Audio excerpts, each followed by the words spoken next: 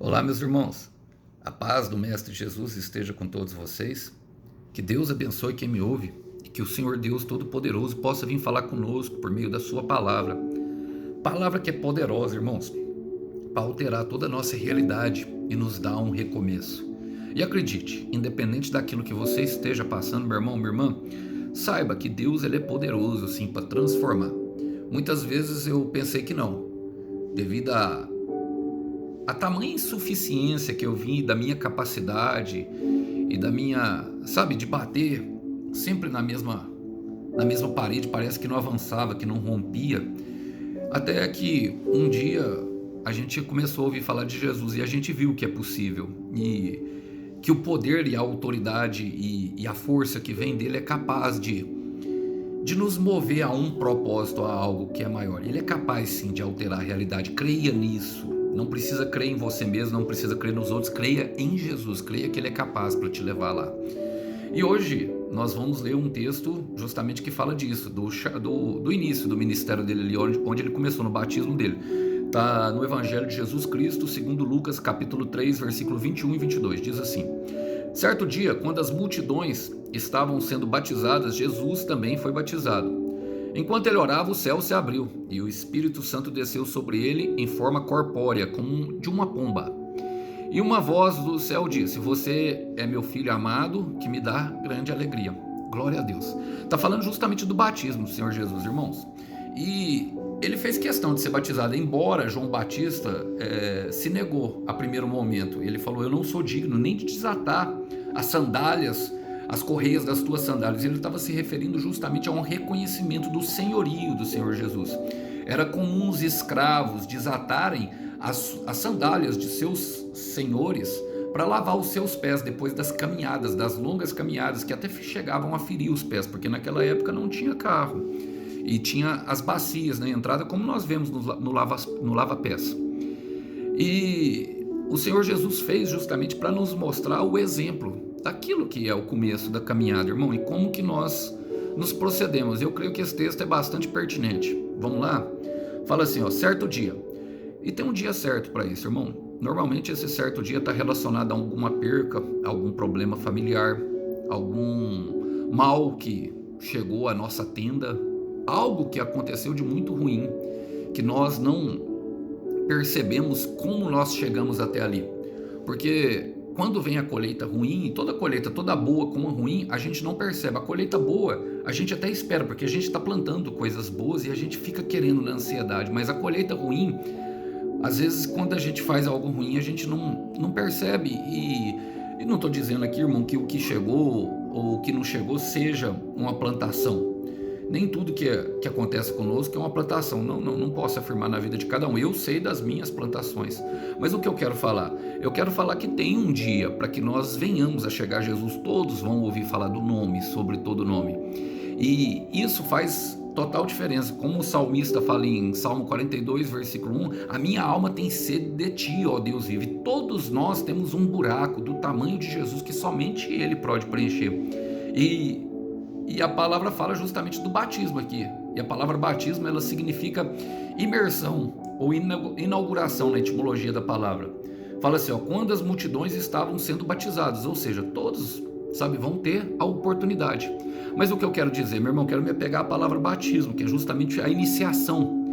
E ela se refere justamente àquele momento ali de Gênesis 8, a qual Deus condenou o mundo e mandou Noé construir uma arca durante 100 anos, em que ele condenaria o mundo. Tamanha seria a perversidade da humanidade, em que os pais e as filhas já tinham relações sexuais, muitos assassinatos, muito sangue sendo derramado pela terra, muita maldade, muita coisa ruim acontecendo. Aquilo subiu ao coração de Deus. Deus não criou a humanidade para isso. De fato, Deus não nos criou seres maus. Isso veio com a entrada do pecado, irmão, logicamente. Quanto mais nós damos vazão para o pecado, mais nós caminhamos pela maldade. Agora, remete justamente àquilo. Por quê? Porque Noé recomeçou com a sua família. Ele não salvou o mundo, mas salvou a construção da arca, levou a ele a salvar ele e a própria família. E isso é o que nós estamos fazendo. Cadê a sua arca que Deus lhe deu para construir, meu irmão? Cadê, minha irmã, a arca que Deus lhe deu para construir? Ele está te dando tempo. Você está construindo? Vamos embora. Mas eu quero falar, irmão, toda caminhada, ela começa com o primeiro passo. Toda arca começa com a primeira martelada, com o primeiro prego, começa buscando os materiais, começa com o batismo. E o nosso começo de caminhada com Jesus é justamente ali com Jesus Cristo. Quando nós vamos numa igreja, ou então algum irmão que já tem a unção do Espírito Santo pergunta para nós se nós queremos aceitar Jesus como nosso Senhor e nosso Salvador, e nós confessamos com a boca e cremos de coração que Ele ressuscitou dos mortos, começa uma jornada para dentro das profundezas do coração de Deus. Quero ler com vocês Provérbios capítulo 3, versículo 5, para ilustrar. Diz: confie no Senhor de todo o seu coração e não se apoie na sua própria capacidade e entendimento. Lembrem-se de colocar Deus em primeiro lugar. Eu quero repetir. Lembrem-se de colocar Deus em primeiro lugar em todos os seus caminhos. Você tem colocado, meu irmão? Você tem colocado, minha irmã, em todos os seus caminhos? Então tenha certeza que você já está passando pelo processo e Deus está lhe preparando para lhe entregar a vitória pessoalmente na sua mão. E Ele guiará os seus passos e você andará pelo caminho certo. Que certeza gostosa que dá no nosso coração, não é verdade, irmãos, esse versículo? Porque se nós entregamos para o Senhor, irmão, Ele aceitou a missão de nos guiar. Acredite nisso. E Ele vai fazer tudo possível para nos levar até o final da jornada. Então não desista porque a caminhada ficou mais difícil. Não desista porque algumas coisas ruins foram acontecendo. É necessário, meu irmão, encerrar ciclos, algumas portas vão se fechar, alguns desencontros vão acontecer. E durante o processo nós vamos entender que Deus tem nos protegido de muita coisa que nós nem sabíamos que precisaríamos de proteção. Acredite, livramento de muita coisa que nós não tínhamos maturidade para saber, mas que lá na frente nós talvez saberemos. E saiba que durante esse processo você não conseguirá entender tudo, mas coloque a sua confiança e obediência no Senhor. A sua obediência te levará a uma chuva de bênçãos. A palavra fala, Jesus também foi batizado. Irmão, Ele nos deu exemplo. Jesus também deu exemplo de tudo. De tudo que nós queremos fazer. Eu gosto de uma parte do The Chosen que ele fala, eu não sei para quem ali, ele fala assim, se vocês soubessem o que vocês estavam fazendo, não precisava de eu descer aqui na terra para mostrar para vocês como fazer. Parece hilário, mas é uma verdade muito grande. Apesar de não estar na Bíblia, irmão, Ele desceu, tabernaculou entre nós, o verbo se fez carne, justamente para nos mostrar como fazer. E Ele está mostrando que é necessário dar o primeiro passo. Olha, eu quero ilustrar com João, capítulo 13, versículo 15. Ali, depois dos lava-pés, ali o próprio Senhor Jesus fala, eu dei um exemplo para ser seguido. Faça como eu fiz. Faça como eu fiz com vocês, irmãos. É o que Ele está fazendo. Então, se Ele fez, nós temos que fazer. Nós temos que dar o primeiro passo, nós temos que, arrepender, largar para trás. E arrepender fala justamente de largar para trás tudo aquilo que ficou. O para-brisa, meu irmão, ele é muito maior do que o retrovisor. Nós estamos caminhando para frente que nós queremos ir. Nós já sabemos o que acontece se nós desistirmos. Nós queremos saber o que acontece se nós não desistirmos. Quem aí está com vontade de chegar na terra prometida? Então, vamos embora, irmão. Siga o exemplo de Jesus. Esse é o segredo. Amar é o segredo, irmão. Amar é o caminho. Fala assim, enquanto ele orava, o céu se abriu. E eu gosto dessa parte, irmão, porque os outros que estavam sendo batizados parece que não tinha ninguém orando, mas ele orava. E olha, ele era o próprio Deus, tinha conexão com o Pai. Aqui fala de uma conexão, o céu se abriu, irmão. Agora, onde tem oração, meu irmão, o céu se abre. Eu quero repetir isso para que entre dentro do teu coração. Aonde tem oração, o céu se abre. Há um céu aberto dentro de um quarto fechado. Há um céu aberto dentro de um quarto fechado, de uma pessoa que clama e chora aos pés do Senhor para a resolução dos problemas, que sabe que precisa dele. E isso fala justamente, meu irmão, primeira coisa, dessa oração, da dependência dele no Pai. Ele está mostrando para nós qual é o caminho. Ele está mostrando, irmão. Sem oração, irmão, eu vou te falar uma coisa, facilmente você será dominado. Muitas pessoas colocam a culpa no diabo, e o diabo, ele realmente é arquiteto, irmão, mas o nosso pior inimigo não é o diabo, é a nossa carne. Eu falei isso e vou falar novamente, a nossa carne, que é sexo, que é drogas, que é arma e que é dinheiro. O sexo fala dos prazeres, né, daquilo que é o alívio para nossa... As drogas também vêm daquela entorpecer a nossa alma para as dores da vida, né? E eu falo aqui assim, mas eu sei que Cada irmão tem a sua dificuldade, irmão. Eu tive as minhas e não estou generalizando não, só estou colocando como um exemplo ilustrativo. As armas falam daquele desejo de vingança e o dinheiro de ficar num lugar confortável. É justamente isso que eu estou falando. E nada contra, irmão, sabe? Uma pessoa ter conforto, nada contra, sabe? Uma vida sexual ativa dentro do casamento, que é aquilo que a Bíblia permite para nós, nada contra mesmo. Eu creio que é bênção, creio mesmo. Eu creio que o Senhor tem isso tudo para nós. Mas se começa com oração, com o céu aberto, daquilo, lembra que ele falou em todos os seus caminhos? Então nós precisamos orar e saber qual que é a vontade do Senhor em todos os caminhos para a nossa vida. Quero ler com vocês, porque a oração, a primeira coisa que ela fala é justamente da dependência. Olha esse versículo aqui, ó, Isaías capítulo 64, vou ler com vocês o verso 1. Diz assim a palavra do Senhor Deus: quem dera o Senhor abrisse os céus e viesse à terra, os montes tremeriam na sua presença.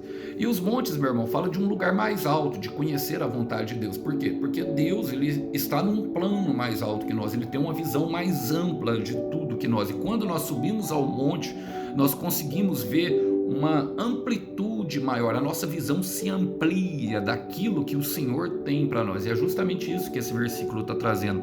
Quando nós andamos na dependência do Senhor, a nossa visão se amplia para tudo aquilo que Ele quer fazer em nossa vida. E acredite, irmão, Deus, ele é muito poderoso e muito grandioso para realizar tudo que Ele te prometeu. E eu sou capaz de falar mais, se nós nos submetermos à vontade dEle, é infinitamente mais do que Ele faz, mais do que pensamos, mais do que sonhamos, muito mais, irmãos, muito mais.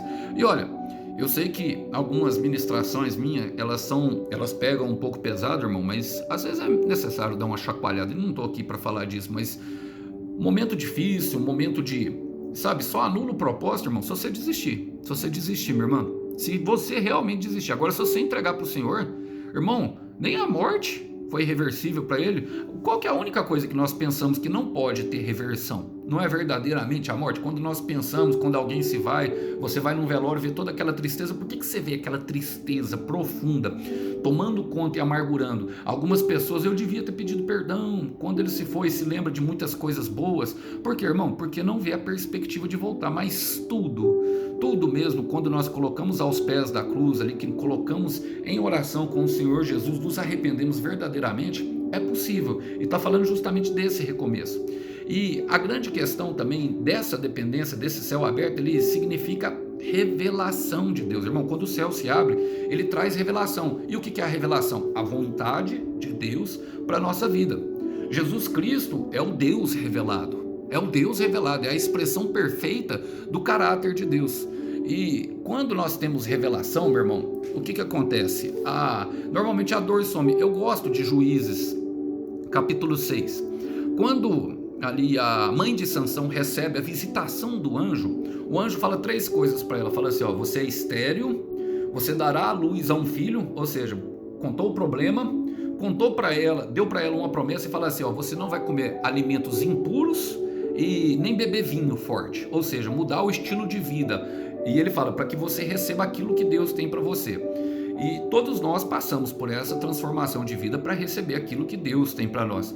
Mas eu gosto porque quando ela vai contar para o marido dela, ela se lembra de não beber o vinho e de não comer as comidas impuras, e se lembra que terá um filho. Por quê, meu irmão? A revelação da palavra que trouxe eliminou toda a frustração, toda a dor, toda a decepção dela. Então receba essa revelação hoje, porque quando o Senhor se revela, irmão, o que quer dizer? Quer dizer que inevitavelmente vai acontecer, irmão. Não tem como lutar contra a vontade de um ser que criou todas as coisas. Vocês creem mesmo que Deus deixaria nós à mercê de nós mesmos? Eu gosto justamente dessa parte lá de Jesus falando para essa pessoa lá que ele veio para ensinar nós como a fazer, justamente por isso.